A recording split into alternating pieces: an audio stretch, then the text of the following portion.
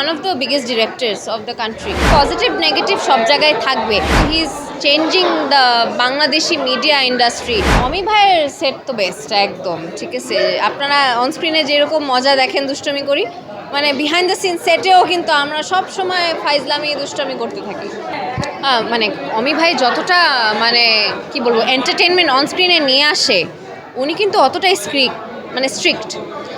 অনেকে হয়তো বা জানে না, উনি কিন্তু যে কোনো অ্যাক্টর বা নন অ্যাক্টরের মধ্যে থেকে ওই ক্যারেক্টার সে বের করেই ছাড়বে। That's why he is one of the biggest directors of the country. So মানে ওনার সাথে কাজ করা মানে একটু প্যারাদায়ক শুধু না, আবার মজাও আছে, কারণ ওনার কাছ থেকে কিন্তু অনেক কিছু শিক্ষণীয় আছে ডেফিনেটলি। ওয়েল, আমি পার্সোনালি অসময়ের ব্যাপারে অনেক পজিটিভ নেগেটিভ শুনেছি। আসলে পজিটিভ নেগেটিভ সব জায়গায় থাকবে, but I believe personally as a viewer, আমি যে অসময়তে আছি এর জন্য বলছি না বা তেল মারছি না।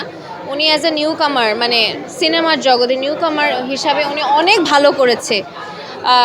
এরকম ইম্প্যাক্ট কিন্তু কেউ ক্রিয়েট করতে পারে না।